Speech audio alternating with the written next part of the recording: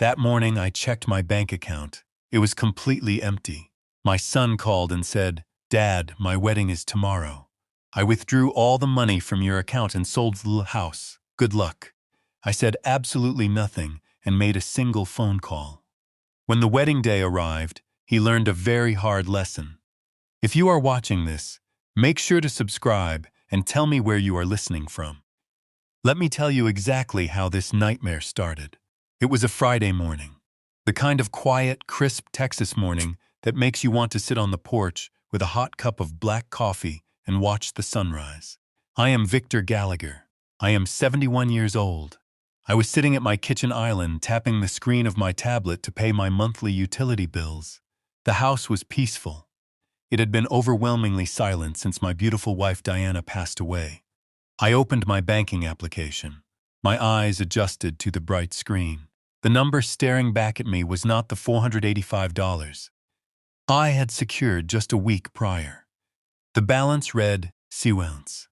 For a man who spent 30 years as a chief compliance officer tracking offshore financial fraud for a major Chicago investment firm, you would think a suddenly emptied bank account would trigger a massive heart attack.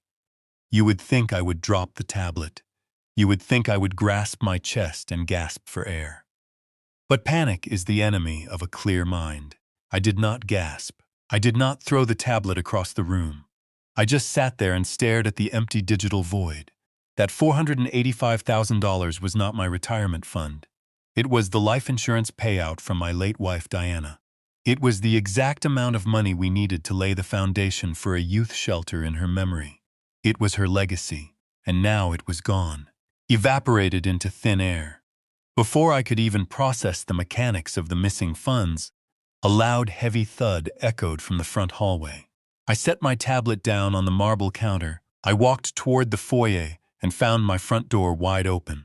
Two men in thick work boots and dirty denim jackets were wrestling my antique mahogany console table out the door. The very same table Diana and I bought on our honeymoon in Charleston 40 years ago. I stepped forward and raised my hand. "Excuse me," I said. My voice was calm, but carrying that undeniable weight of authority I used to reserve for embezzling corporate executives. "What exactly do you think you are doing with my furniture?" The taller of the two men paused, wiping sweat from his forehead with the back of his hand. He looked at me with a mixture of annoyance and pity. "We are just doing our job, buddy," he said. "The new owner wants the place cleared out by noon." "New owner?" I repeated the words slowly, letting them sink into the quiet air of the hallway. I reached into my pocket and pulled out my house keys.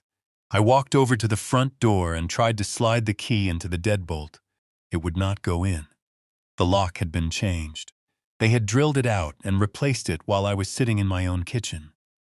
"I need to see your work order right now," I demanded. The second mover, a younger kid chewing gum, pulled a crumpled piece of paper from his clipboard and handed it to me. I unfolded it. There it was in black and white, an expedited estate clearance order. And right there at the bottom on the authorization line was a signature I would recognize anywhere in the world. The loopy, hurried handwriting of my 32-year-old son, Derek, my own flesh and blood, the boy I had taught to ride a bicycle, the boy I had bailed out of college debt. He had authorized a crew of strangers to strip my home bare. I stood in my own hallway, breathing in the familiar scent of lemon polish and old wood, knowing it might be the last time I smelled it. The movers watched me closely, expecting the typical reaction of an old man losing his mind. They expected tears. They expected shouting. They expected me to call the police and make a huge scene. But, like I said, panic is a luxury you cannot afford when you are being robbed. In my career, I have dismantled corporate thieves who hid millions of dollars in shell companies across the globe. I know exactly how criminals operate. I know their arrogance. I know their blind spots. And the absolute first rule of catching a thief is to let them think they have gotten away with it. You let them get comfortable. You let them celebrate. I folded the paper and handed it back to the kid. "All right," I said smoothly. "Just be careful with the legs on that table. The wood is very old and fragile." The movers looked at each other, totally confused by my lack of resistance. But they shrugged and carried the table out to the idling truck in the driveway. I walked back into the kitchen. The house was already echoing. It felt hollow and cold. I picked up my tablet again and looked at the zero balance. Derek was getting married tomorrow. An extravagant $200,000 outdoor wedding to a woman named Brooke. Brooke was a woman who looked at me like I was a stain on her designer shoes. Derek had been complaining about money for months. He had maxed out his credit, trying to keep up with Brooke and her expensive, luxurious lifestyle. I had absolutely refused to pay for the wedding because I knew Brooke was just using him for his perceived wealth. I told him he needed to learn financial responsibility and stand on his own 2 feet. Apparently, this was his twisted version of taking initiative. He decided to steal his dead mother's legacy to fund a party. I did not feel sorrow. I felt a cold, calculating clarity wash over me. Every emotion shut down, and the forensic accountant inside me woke up. I walked out the back door and stood in the beautiful garden Diana had planted. I pulled my cell phone from my pocket. I did not call the police. The police would just see a domestic dispute. They would see a confused old man and a son claiming some kind of misunderstanding. No, this situation required a much more precise weapon. I dialed the number of my lawyer, Martin Rosenberg. "Martin," I said as soon as he picked up. "Execute Plan B." The kid took the bait. Martin did not ask questions. He knew exactly what Plan B meant. He simply said, "Consider it done," and hung up. But a good investigator knows that circumstantial evidence is never enough. I needed a confession. I needed the arrogance of the perpetrator captured in real time. I pressed the record button on my encrypted application and dialed my son's number. The phone rang 3 times. With each ring, I looked at the empty space in my living room where the antique table used to sit. I imagined the empty bank account. I thought about the $485,000. That money had a when Diana was in her final days lying in the hospice bed, her breathing shallow and her hands incredibly frail. She made me promise her one thing. She did not want a massive stone monument. She did not want her name on a hospital wing. She wanted a sanctuary for children who had no one. She had been an orphan herself, navigating the cold foster care system until she aged out. We had spent the last 2 years of her life planning the Diana Gallagher Youth Shelter. Every penny of that life insurance policy was destined to buy a defunct community center on the east side of town. The closing date was supposed to be next month, and now her own son had stolen her final wish to pay for an open bar and a string quartet. The line clicked open. A blast of heavy thumping bass music immediately assaulted my ear. It was the unmistakable sound of a high-end day party. I could hear the clinking of champagne flutes and the loud, obnoxious laughter of people who had not worked a hard day in their lives. "Hello." Derek's voice was slightly slurred. He was shouting over the music. He sounded annoyed that the incoming call had interrupted his celebration. "Derek," I said. My voice was completely flat. "There are movers in my house taking my furniture, and my primary bank account has been completely drained. Where are you?" There was a pause on the other end. I heard him say something to someone nearby. "Hold my drink, babe." It was Brooke. I could hear her shrill voice in the background asking who was bothering them. "It is just my dad," Derek muttered to her. The music faded slightly as if he had stepped into a hallway or a private room. "Dad, listen to me carefully," Derek said. The slurring was gone, replaced by a cold, condescending tone, a tone he had undoubtedly practiced in the mirror. "My wedding is tomorrow. This is the most important weekend of my life. I withdrew the money and I sold the house." "You sold my house?" I asked. I made sure to enunciate every word for the recording. "And you stole nearly $500,000 of your mother's money." "It is not stealing, Dad." Derek sighed heavily as if he were explaining basic math to a toddler. "You are old. You are not thinking clearly anymore. After your stroke last year, you have been slipping. We both know it. Brooke and I talked about it. You do not need a massive house all to yourself, and you definitely do not need hundreds of thousands of dollars sitting in a checking account doing nothing. We are putting that money to good use. We are building our future. Your future, I repeated. The audacity of his words hung in the air. You are stealing the foundation money for your mother's youth shelter to pay for your wedding. Oh, please, Dad. Derek scoffed, a harsh, cruel sound. Mom is gone.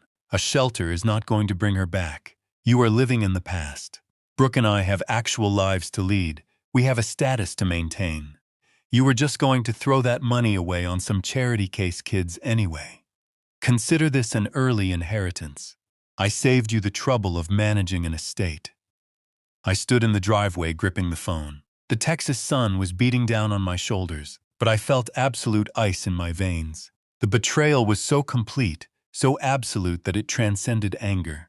It became a mathematical equation. He was no longer my son. He was a hostile entity. Where am I supposed to live, Derek? I asked, playing the role of the helpless victim perfectly. That is not my problem anymore, Dad. Put yourself in a nursing home. The proceeds from whatever junk the movers manage to sell should cover your first few months. You will be safer there anyway, with professionals watching you. Good luck. The line went dead. A sharp dial tone echoed in my ear. I slowly lowered the phone. Good luck. Those were his final words to the man who gave him life, to the man who worked 80-hour weeks to put him through college, to the man who loved his mother more than anything in this world. I looked down at the recording application on my screen. The file was securely saved. 1 minute and 42 seconds of pure, unadulterated fraud and elder abuse. I walked back toward the house. The movers had finished loading the living room. They were now heading upstairs toward the master bedroom. They were going to pack up Diana's clothes. Me, they were going to quote her jewelry box. They were going to strip away the last physical traces of my life with her. Any normal person would have stopped them. Any normal father would have called the local police and tried to get his house back immediately. But I knew that if I intervened now, I would only catch Derek on a minor domestic dispute. Brooke would hire a slick lawyer. They would claim a misunderstanding about the estate planning. They would tie me up in civil court for years while they spent Diana's money. I could not let them win easily today. I turned my back on the movers and walked down the driveway toward my car. It was an unassuming dark blue sedan parked quietly under the shade of a large oak tree. I unlocked the doors, slid into the driver's seat, and closed myself inside the quiet cabin. The heavy thud of the car door shutting blocked out the sounds of my home being dismantled. I reached into the glove compartment and pulled out a matte black laptop. Derek always made fun of me for carrying it around. He thought I was just an old man clinging to outdated technology. He frequently bragged about his latest smartphone and his expensive tablets, assuming that because my hair was gray, I barely knew how to send an email. He did not realize that the very banking applications he used on his fancy phone were built on security protocols. I helped design back in the late 90s. I was not a tech-illiterate boomer fumbling with passwords. I was the architect of the walls he thought he had just breached. I powered on the machine and bypassed the standard operating system, booting directly into a secure encrypted environment. I connected to a private mobile hotspot and routed my connection through 3 separate virtual private networks. If I was going to hunt down nearly $500,000, I was not going to leave a digital trail for anyone to follow. I opened my banking dashboard. The consumer-facing application on my tablet had shown a simple 0 balance. But I needed the raw data. I bypassed the user interface and accessed the detailed transaction logs. The screen filled with lines of code, routing numbers, and timestamps. My eyes scanned the green text against the black background, moving with the practiced efficiency of a man who had spent 3 decades hunting financial ghosts. There it was, an outgoing wire transfer executed at 8:14 yesterday morning. The exact amount was $485,000. I highlighted the receiving routing number. It was not a local transfer. Derek had not just moved the money into his own checking account down the street. He had used a third-party clearinghouse to bounce the funds before landing them in a newly established high-yield account. I ran the routing number through a financial database I still had access to. The destination was a regional bank headquartered in Dallas, Texas.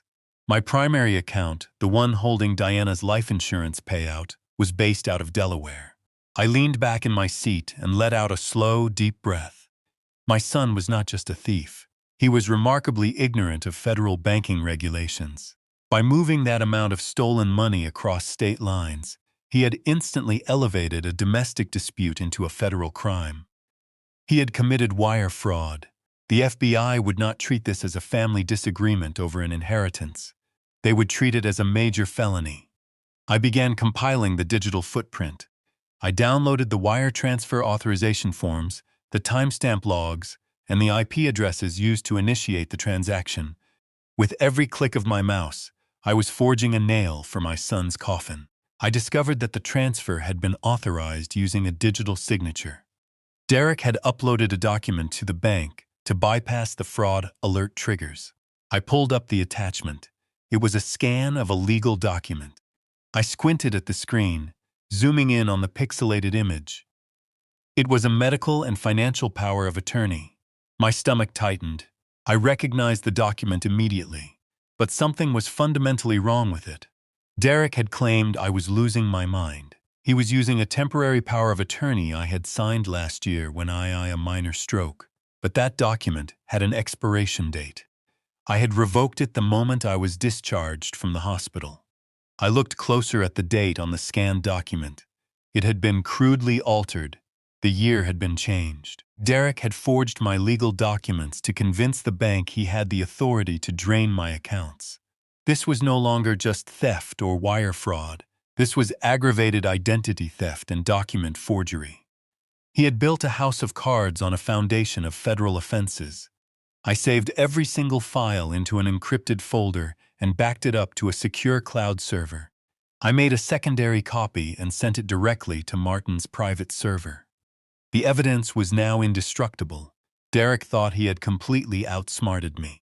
He thought he had outmaneuvered a frail old man who would just cry and accept his fate in a cheap nursing home. He had no idea he had just walked into a trap of his own making. I closed the laptop and placed it carefully back into the glove compartment. I looked out the car window. The movers were securing the heavy ramp on the back of their truck. They had taken everything of value. The house I had shared with Diana was now nothing more than an empty wooden shell. But I did not feel the crushing weight of loss anymore. I felt the cold, sharp edge of absolute resolve. I started the engine of my sedan. The quiet hum of the motor filled the cabin. I adjusted my rearview mirror and took one last look at the property. Derek and Brooke were currently hosting an extravagant rehearsal dinner at a massive rented mansion across town. They were drinking expensive champagne and laughing with their wealthy friends, celebrating a future built entirely on my stolen money. It was time for me to pay my respects to the happy couple. I shifted the car into drive and pulled out of the long driveway, leaving my empty house behind.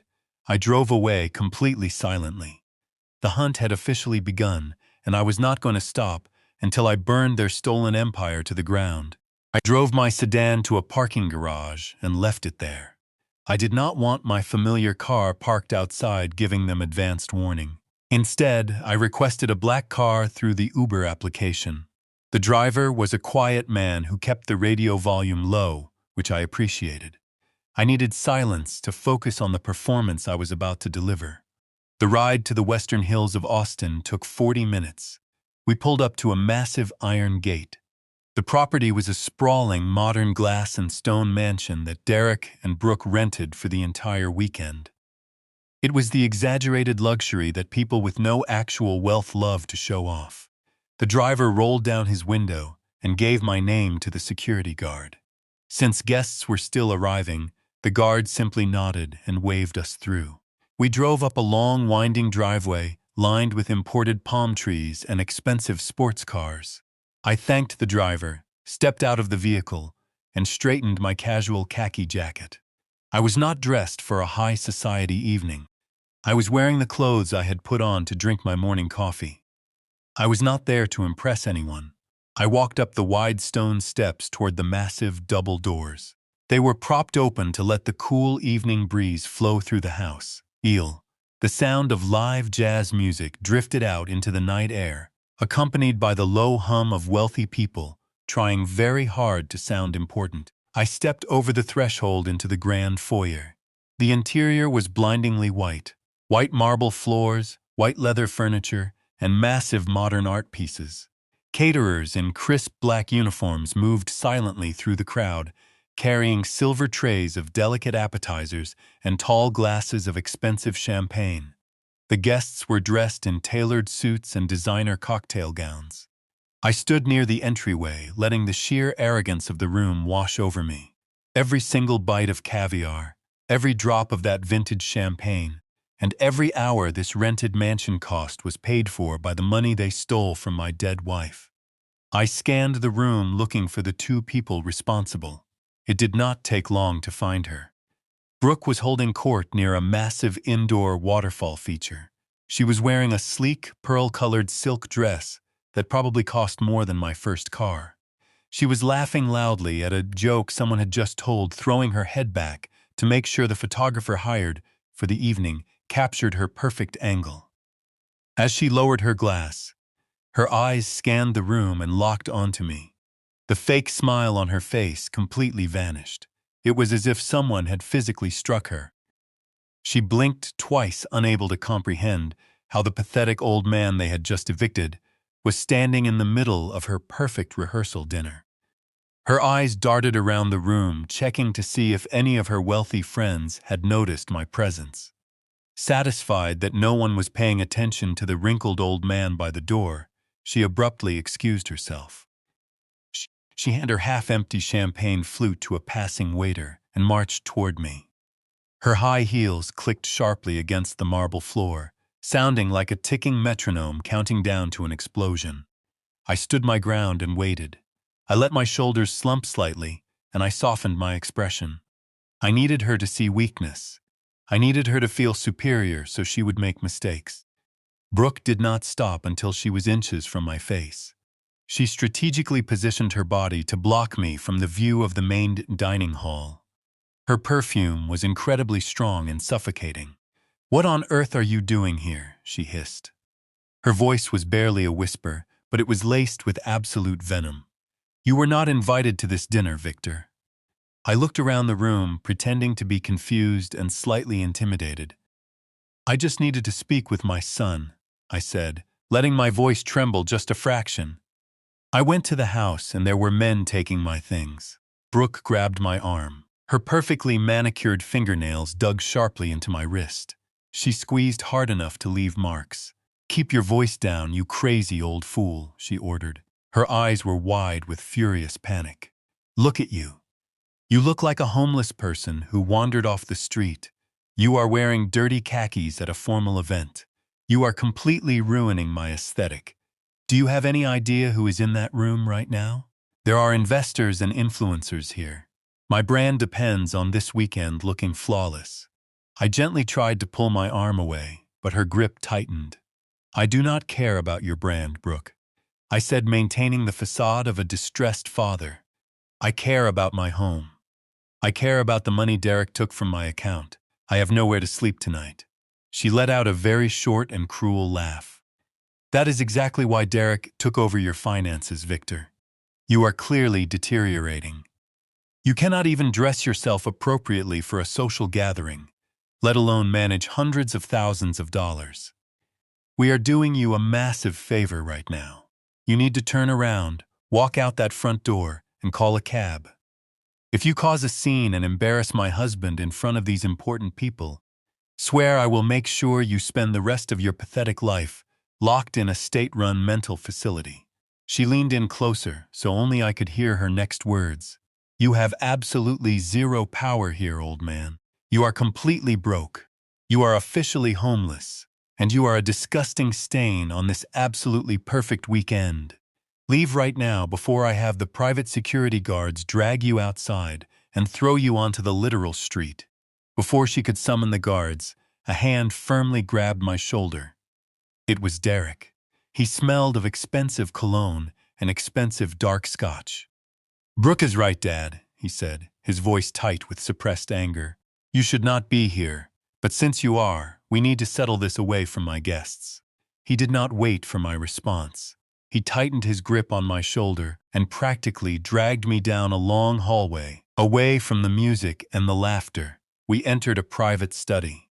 It was a heavy room with dark oak-paneled walls and tall, heavy wooden bookshelves that looked like they had never been touched.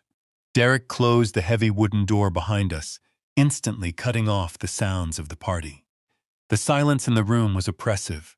He walked over to a massive mahogany desk and leaned against it, crossing his arms. He looked at me not with the love of a son, but with the cold calculation of a man who was trying to manage a nuisance. I stood near the door, letting my hands shake slightly. I kept my head lowered. "What is this, Derek?" I asked, my voice cracking perfectly. "Why are there men taking your mother's furniture? Why is my bank account empty?" Derek sighed loudly, rubbing the bridge of his nose as if I were giving him a terrible headache. "Dad, we talked about this," he lied smoothly. "Do you really not remember?" My heart hardened, but my physical facade remained that of a confused, vulnerable senior citizen. "Remember what I stammered. I never agreed to sell my home. I never agreed to give you your mother's foundation money."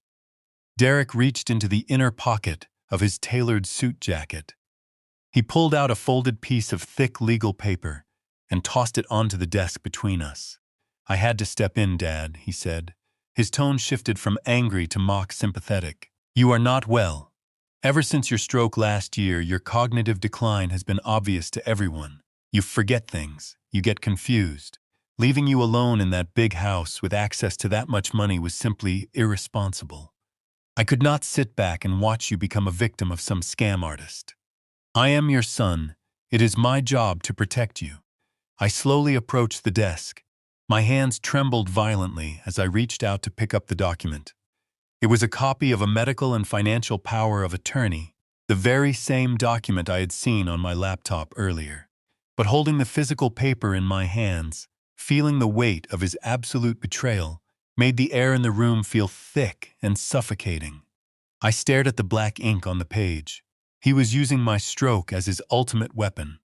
My mind drifted back to that terrible week last year. I had collapsed in the kitchen. I woke up 2 days later in a sterile hospital room surrounded by beeping machines. The left side of my body was entirely numb. I was terrified. The nurse had asked me if there was family she could call. I gave her Derek's number. She called him 3 times. He never answered. He did not answer because he and Brooke were on a beach in Cabo San Lucas drinking margaritas. I knew this because while I was lying in a hospital bed wondering if I would ever walk again, the nurses took pity on me and helped me check my social media. I saw his posts. I saw the pictures of them laughing in the sun while I was fighting for my life in the shadows. I recovered completely alone. I pushed through grueling physical therapy completely alone. I regained my strength, my speech, and my mind completely alone.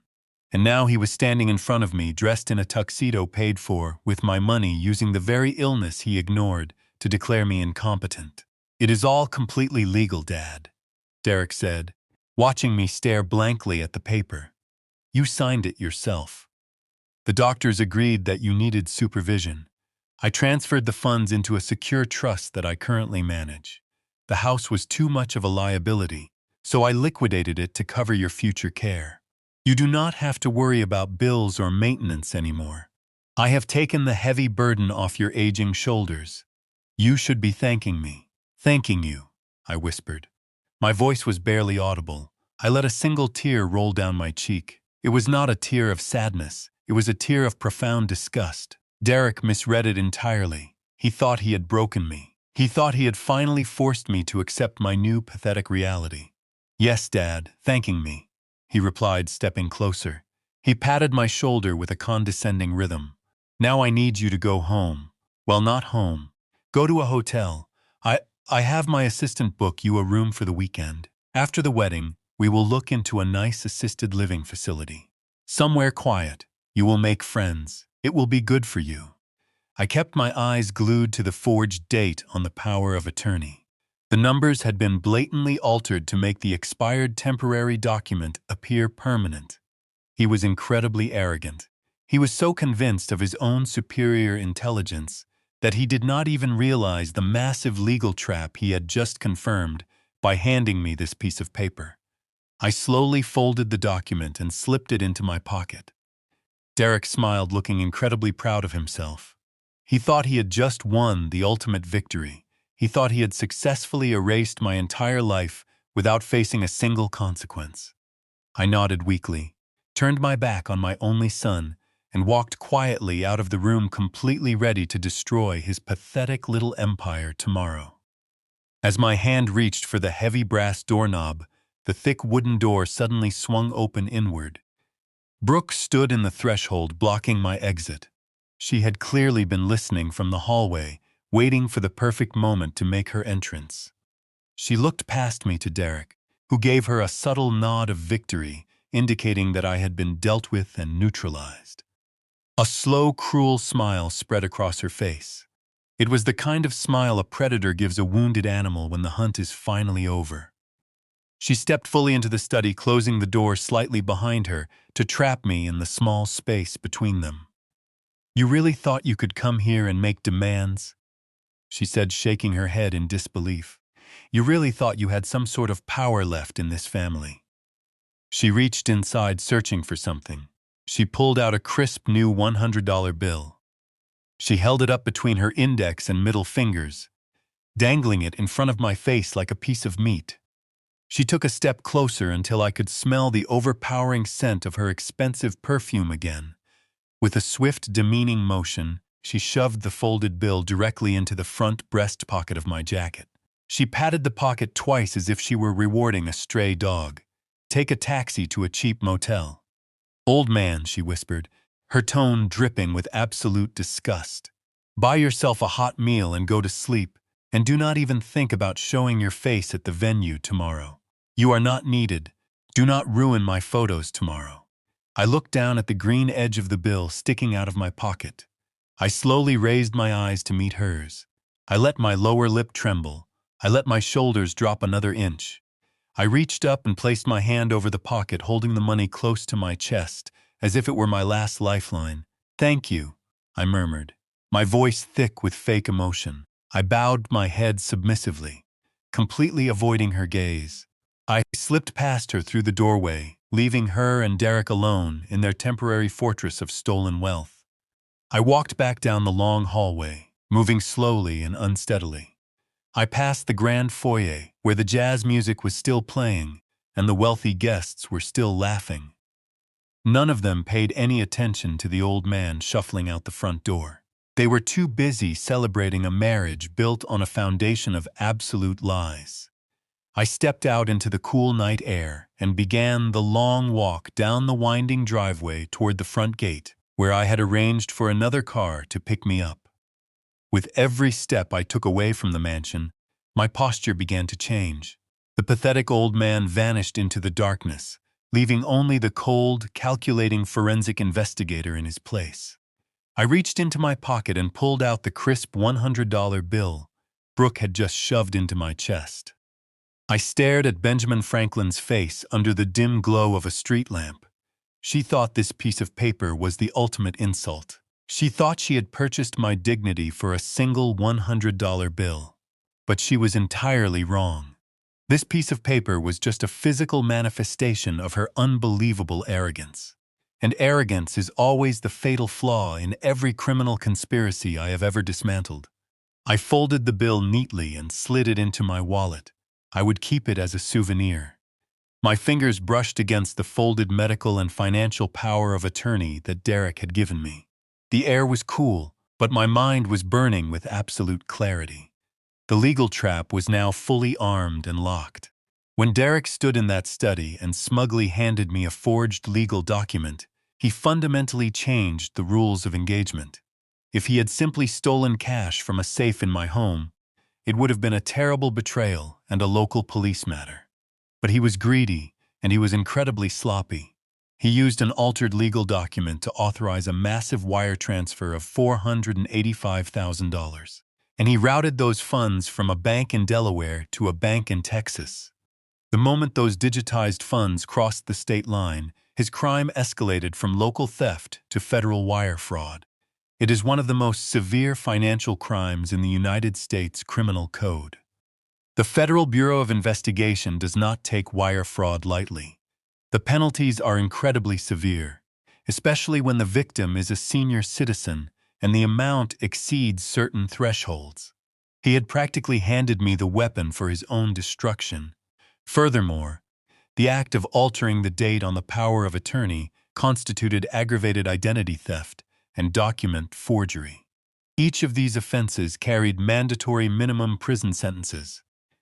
Brooke and Derek thought they were playing a simple game of family politics. They thought they were just outsmarting a senile father who would eventually surrender. They did not realize they had just triggered a federal investigation that would completely destroy their lives. I reached the bottom of the driveway and stood by the massive iron gates waiting for my ride. The night was quiet. The jazz music from the mansion was just a faint whisper in the wind. I felt a deep sense of absolute peace wash over me. I was focused entirely on the execution of justice. The bait had been taken. The evidence was secured on multiple encrypted servers. All that was left to do was spring the mechanism. I watched the headlights of my approaching car cut through the darkness. Tomorrow, they were going to have a beautiful wedding, and I was going to give them a wedding gift they would never forget for the rest of their miserable lives. The black car arrived at the driveway. I opened the door and slid into the back seat. I gave the driver an address in downtown Austin. The ride through the dark city was perfectly quiet. My mind was no longer focused on the mansion or the rehearsal dinner. I was preparing for the clinical execution of justice. We pulled up to a towering glass high-rise. It was 11:30 at night. The lobby was completely deserted except for a single security guard reading a book behind a marble counter.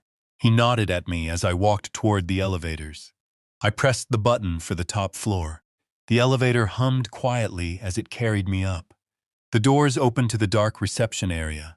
A single light shone at the far end. It spilled from Martin Rosenberg's office. Martin was not just my lawyer. He was a former federal prosecutor who worked alongside me investigating financial fraud. He knew my methods, he knew my mind, and he knew my late wife, Diana. I pushed the door open. Martin was sitting behind his heavy oak desk. His tie was loosened, and his sleeves were rolled up. The soft glow of his desk lamp illuminated a thick stack of printed documents. These were the digital files I transferred to his server. He looked up over his reading glasses as I entered the room. "You look terrible, Victor," he said. I sat down and let out a long breath. "I feel incredibly clear, Martin," I replied. "Have you reviewed the files?" I asked. Martin nodded slowly. He tapped the stack of papers with his pen. "It is all here.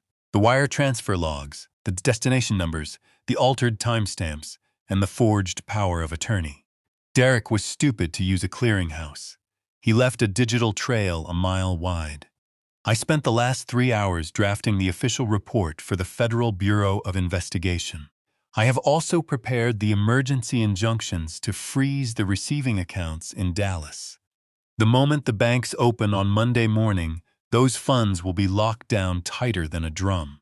But the FBI does not wait for banking hours when wire fraud of this magnitude is reported. We can submit this directly to the Cybercrimes Division right now." Martin leaned back in his chair and took off his glasses. He looked at me with a profound sadness. "For 20 years I have known you, Victor. I have watched you dismantle ruthless corporate criminals without blinking an eye. But this is different. This is Derek. I watched that boy grow up. I attended his high school graduation. I ate dinner at your table with Diana while he played the piano bard." Martin leaned forward and rested his arms on the desk. He folded his hands together. "I need to ask you this as your legal counsel and as your friend. Are you absolutely sure you want to do this? Once we file this report, there is no retracting it. This is not a civil suit. This is a federal felony. They will arrest him. He will face severe mandatory prison time. Your only son will become a convicted felon.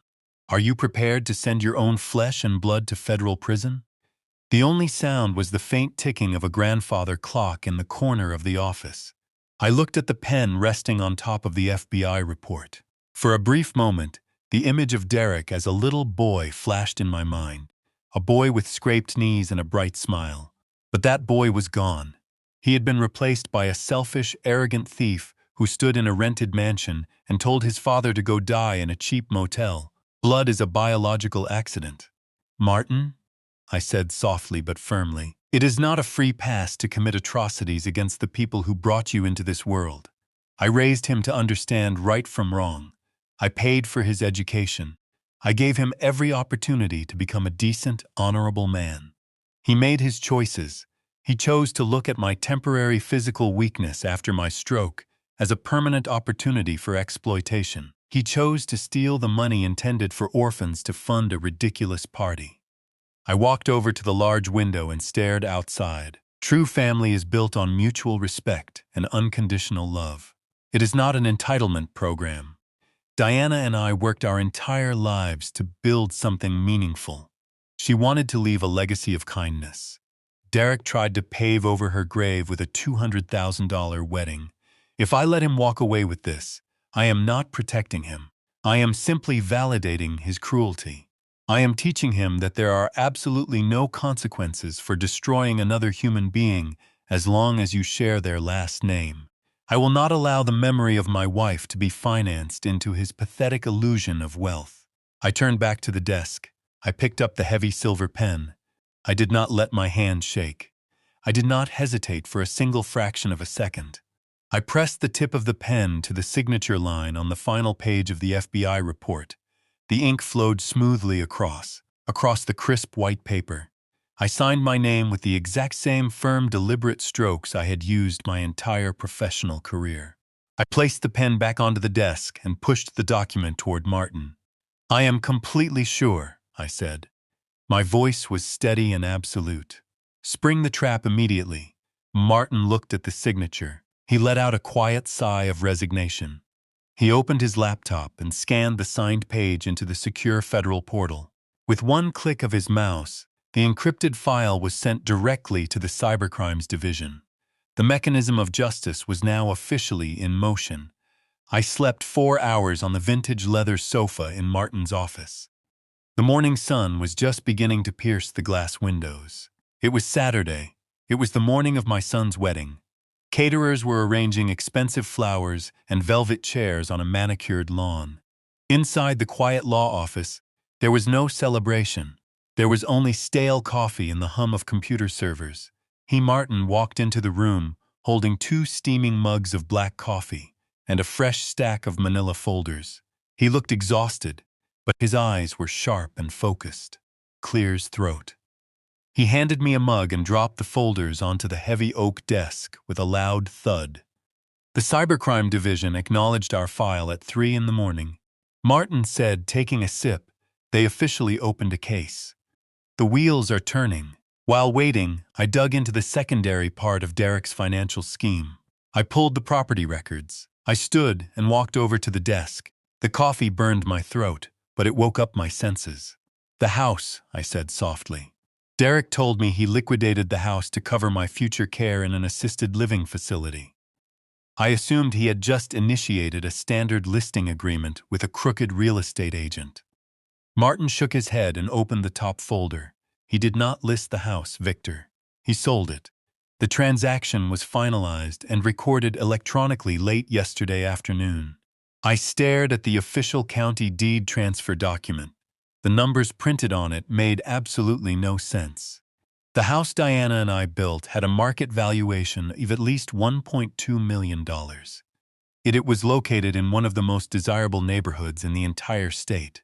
But the sale price listed on the deed was exactly $600,000, half of its actual value.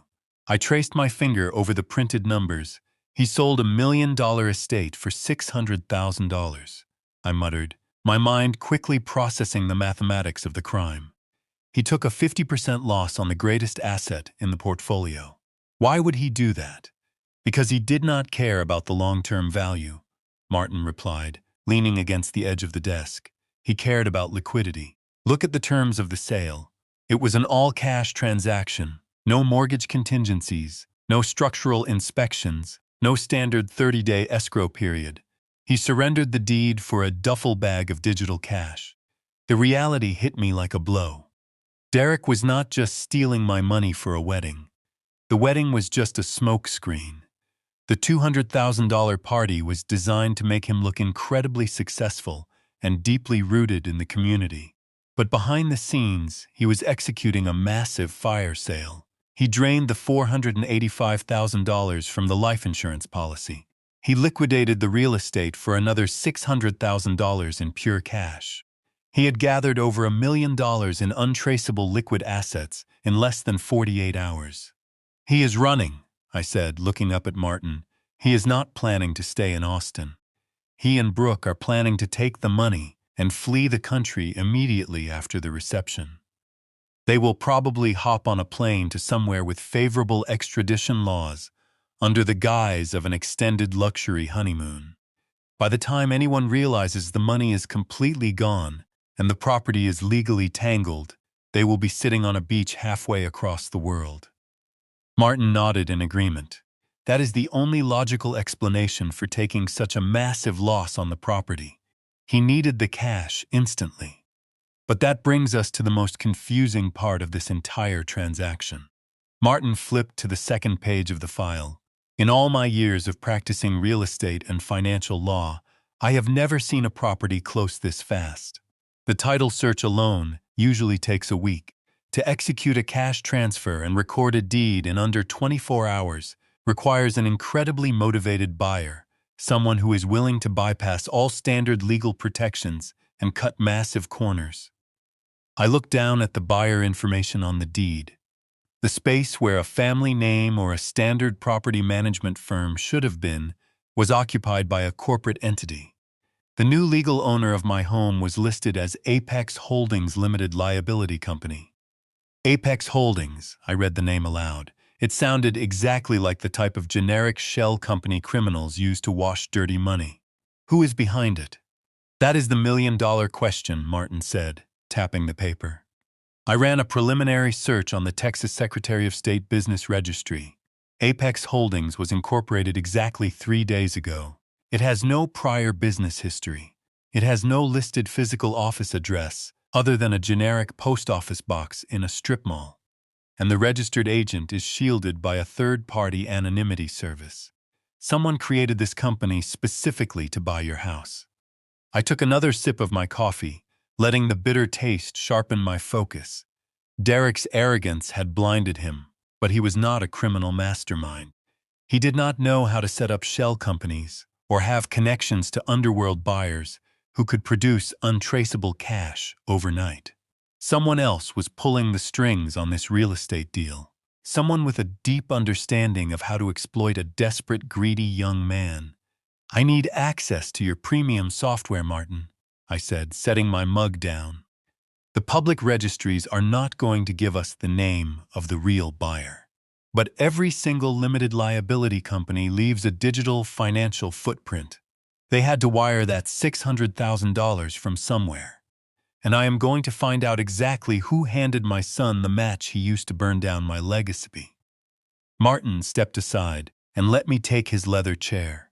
I opened a specialized data terminal on his secure computer network. This software was not available to the general public. It was a proprietary forensic database used by federal investigators to trace dark money across international borders. A domestic shell company like Apex Holdings might fool a local tax assessor, but to this system, it was practically transparent. I began running a reverse trace on the corporate registration number. The anonymity service shielding the owner was based in Nevada. I bypassed their firewall by cross-referencing the digital payment method used to file the initial incorporation documents. Criminals often remember to hide their names, but they almost always forget to hide the credit card they use to pay the filing fees. While lines of data scrolled rapidly across the bright monitor, I watched as the software peeled back the layers of deception. Within 10 minutes, the system flagged a direct match. The credit card used to establish Apex Holdings belonged to an individual residing right here in Austin. The screen refreshed and a name appeared in bold black text. Chad. No massive corporate conglomerate, no sophisticated syndicate of offshore real estate investors. Just a single individual named. I typed his full name into a secondary public records database. He had a few minor traffic violations and a dismissed civil suit for unpaid rent, but no major criminal history. What he lacked in criminal sophistication, he made up for in an aggressive social media presence. I opened a standard internet browser and navigated to popular social media platforms. I typed his name into the search bar. His profile was entirely public. The page was a nauseating shrine to superficial vanity.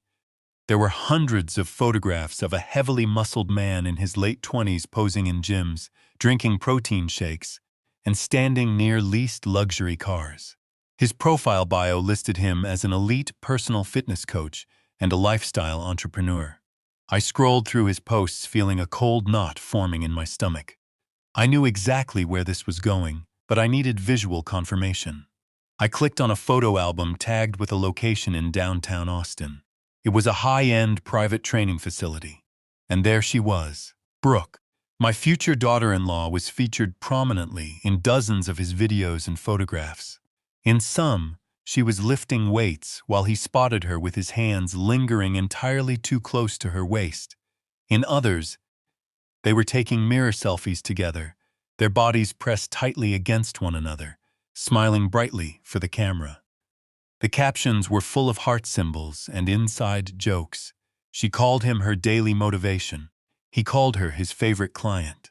But the body language in these images told a completely different story. It was not a professional relationship. It was intimate. It was arrogant. It was deeply sickening. Chad was not just a fitness trainer who decided to pivot into real estate investing overnight. He was Brooke's lover. The pieces of the puzzle slammed together with a deafening finality. Derek was completely oblivious. He thought he was the mastermind of this grand financial escape. He thought he was liquidating my assets to fund his beautiful future with his perfect wife. But Derek was just a useful idiot. Brooke and Chad orchestrated the entire real estate transaction.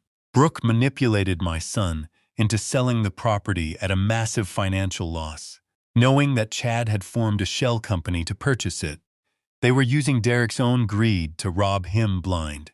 Once the wedding was completely over, and Derek was left holding the bag for the federal wire fraud, Brooke and Chad would take all the cash, the house, and disappear. I pushed the chair back and stood up from the desk. My hands were shaking, but not from weakness. It was a physical reaction to the sheer magnitude of the disrespect. I walked over to the window and looked out at the city skyline. I closed my eyes and thought about my house. It was not just a building constructed from wood and stone. When Diana and I bought that plot of land 40 years ago, we could not afford to hire a massive construction crew. I laid the foundation myself. I framed the walls with my own hands, working late into the night under the glow of a halogen work light. I sanded the hardwood floors until my fingers bled. Every single nail in that house was driven with the intention of building a safe sanctuary for my family. We raised our son in those rooms. We celebrated birthdays and holidays in that living room. I held my wife in my arms in that bedroom when she took her last breath. The house was a physical manifestation of a lifetime of hard work and unwavering love, and my son had handed the keys to a sleazy fitness trainer so his cheating fiancé could steal our legacy. The profound insult of it burned in my chest like a physical fire. They had taken something sacred and turned it into a cheap hustle to fund their pathetic, superficial lifestyle. Martin watched me from the doorway. He had seen the photographs on the monitor. He knew exactly what this meant. "This changes everything, Victor," Martin said quietly. "It is not just your son anymore." I turned away from the window. My voice was dangerously calm. "No, it does not change everything at all, Martin," I replied. "It simply expands the entire blast radius of the situation. Derek betrayed his father for money.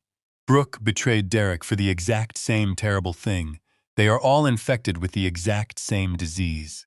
They actually believe that they are smarter than everyone else because they have no moral compass, but they forgot one fundamental rule.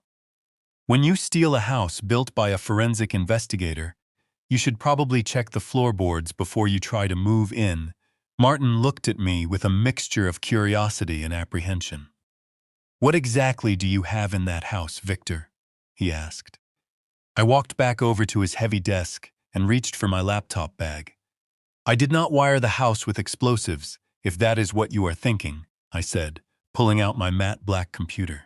But when you spend 30 years investigating people who lie for a living, you develop certain habits. I do not just trust locks and deadbolts. I trust verifiable data. I eyed my laptop and connected it to Martin's secure network again. When Diana started getting sick, I installed a very comprehensive security system. I needed to monitor the house in case she fell or needed medical assistance while I was in another room. Derek knew about the cameras. He actually complained about them, constantly claiming they were an invasion of privacy whenever he came over. What Derek did not know is how those cameras actually operated. He possesses the technological understanding of a teenager. He thinks that if you unplug a device from the wall, it simply ceases to exist. He thinks pulling a power cord is the ultimate security measure. I logged into a highly encrypted offshore server. A grid of blank black squares appeared on my screen. Each square represented a different room in my house. The live feed was dead. Derek had indeed gone through the house and unplugged every single camera he could find before he brought the movers in. But he did not realize that the physical cameras were merely optical relays. The actual recording system was hardwired into an independent battery backup hidden inside the walls. Every single second of video and audio was instantly uploaded to a secure cloud server. The data was untouchable. I bypassed the dead live feed and accessed the archived storage. I needed to see exactly what happened in my house before the movers arrived. I selected the master timeline and began scrolling backward. Yesterday was a flurry of activity with Derek storming through the rooms holding his forged paperwork. I kept scrolling. 2 days ago, the house was mostly empty. Then I hit the timestamp for Tuesday evening, exactly 3 days ago. A thumbnail image flickered to life in the center of the grid. The camera was located in the main living room, pointing directly at my antique cabinet. I clicked the thumbnail to expand the video to full screen. The image was crystal clear, high definition. It was 10 o'clock at night. The front door opened, and 2 figures walked into my living room. I turned the volume up on my laptop speakers. The audio was perfectly synchronized. It was Brooke and Chad. They were not wearing the formal clothing I had seen at the rehearsal dinner. They were dressed in casual athletic wear, looking entirely too comfortable in a home they did not own. Brooke tossed her expensive purse onto my sofa and let out a dramatic sigh. "It is finally going to happen now," she said, spinning around in the exact middle of the room. Chad walked straight past her and headed directly for my liquor cabinet. He did not even hesitate. He opened the glass doors with absolute confidence, as if he had been there 100 times before. He reached past the cheap bottles and grabbed a rare single malt scotch that Diana had bought for my 60th birthday. A bottle I had been saving for a truly special occasion. He popped the cork and poured 2 massive glasses without bothering to look for ice. Chad handed a full glass to Brooke. They clinked the heavy crystal tumblers together. "To the easiest payday of my entire life," Chad said, a smug grin plastered across his face. Brooke took a sip and laughed. A sharp, ugly sound that echoed through my empty house. "I cannot believe Derek actually bought the whole story," she said, shaking her head. "He was so terrified of looking broke in front of my friends that he practically begged you to take the house off his hands. He thinks he is a financial genius." Chad took a long drink of my scotch. "Derek is an absolute moron," Chad replied, walking over to my leather armchair and dropping his heavy frame into it. He propped his feet up on the mahogany coffee table, leaving dirty scuff marks on the polished wood. "He literally handed me the deed to $1 million property for half the price, and he thinks I am doing him a massive favor. Once the wedding is over and the ink is dry on that wire transfer, we are going to disappear. And Derek is going to be left standing at the altar with absolutely nothing but a massive charge. Brooke walked over and sat on the arm of the leather chair, wrapping her arm around Chad's neck. She kissed him deeply right there in the middle of my living room. "I am so glad I do not have to pretend to love that pathetic loser anymore," she whispered. "We take the $485,000 in cash from the insurance policy. We take the $600,000 from the house flip. We catch the first flight to Dubai and we never look back. He can rot in federal prison for all I care." The old man drops dead. Martin stood behind me watching the screen in absolute horrified silence. He had prosecuted hundreds of criminals, but the sheer callousness of what we were watching was entirely different. It was deeply personal. They were sitting in my house, drinking my scotch, and casually planning the complete destruction of my family. I did not feel angry. I felt an incredible, terrifying calm. I paused the video, perfectly freezing the frame on their smiling faces. "The digital cloud does not lie, Martin," I said softly. I leaned back in the chair and closed the laptop. The evidence was absolutely flawless now. I pressed the spacebar on the keyboard, and the high-resolution video feed resumed playing immediately. On the screen, Brooke pulled away from Chad and walked over to my dining table. She ran her hand along the polished wood surface, leaving a faint smudge on the finish. She turned back to Chad with a wicked gleam in her eyes. "The best part of this entire plan is how completely insulated we are," she said.